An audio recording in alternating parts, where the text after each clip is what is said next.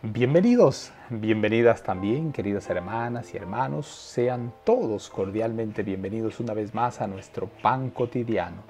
Les saludo con alegría. Qué hermoso es saber que podemos confiar plenamente en nuestro Padre Celestial. Padre amoroso, abrázanos con ternura. Bendice nuestros corazones, fortalece nuestras vidas, que la paz del cielo llene nuestra alma. En el nombre de Jesús lo agradecemos todo. Amén, amén y amén. Dios espera recibir a todos los que se arrepientan. Y les daré un corazón y un espíritu nuevo pondré dentro de ellos y quitaré el corazón de piedra de en medio de su carne.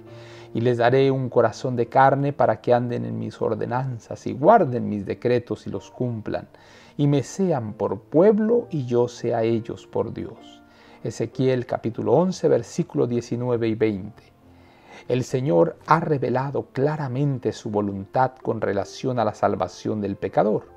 Y la actitud que asumen muchos al expresar dudas e incredulidad en cuanto a si el Señor los salvará es un reproche acerca del carácter de Dios. Los que se quejan de su severidad prácticamente están diciendo: no es recto el camino del Señor. Pero Dios devuelve inmediatamente la acusación sobre el pecador: ¿no son vuestros caminos torcidos? Ezequiel 18:25. ¿Puedo perdonar sus iniquidades cuando no se arrepienten y se convierten de sus pecados?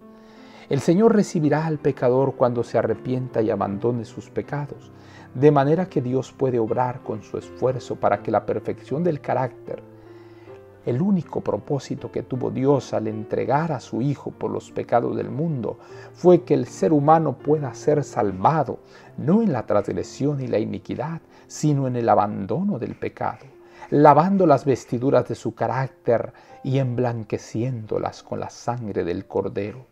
Se propone quitar de los pecadores lo ofensivo que Él aborrece, pero ellos deben cooperar con Dios en esta obra.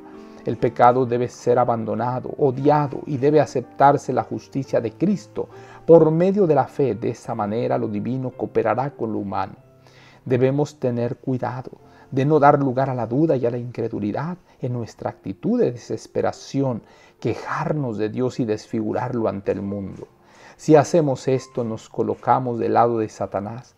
Pobres almas, dice él, las compadezco afligiéndose por el pecado, pero Dios no tiene compasión. Anhelan algún rayo de esperanza, pero Dios les deja perecer y haya satisfacción en su desdicha. Este es un terrible engaño. No presten oído al tentador, sino digan: Jesús murió para darme vida. Me ama y no desea que yo perezca. Tengo un Padre celestial compasivo, y aunque abusé de su amor, aunque he despilfarrado las bendiciones que bondadosamente me ha dado, me levantaré e iré a mi Padre y le diré: he pecado, ya no soy digno de ser llamado tu hijo, hazme como a uno de tus jornaleros. La parábola nos dice cómo será recibido el extraviado. Así representa la Biblia la buena voluntad de Dios para recibir al pecador que vuelve arrepentido. Testimonies for the Church, tomo 5, páginas 631 y 632. Gracias, Señor, por tu grande amor.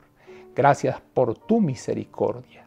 Gracias, Señor, por tus bondades, por toda tu ternura, por tu perdón. Muchísimas gracias, Señor. En el nombre poderoso de Jesús lo agradecemos todo. Amén, amén y amén. Jehová te bendiga y te guarde. Jehová haga resplandecer su rostro sobre ti y tenga de ti misericordia. Jehová alce a ti su rostro y ponga en ti paz. No lo olvides, conserva una sonrisa en tus labios, una oración en la mente y una canción en el corazón. Hasta la próxima.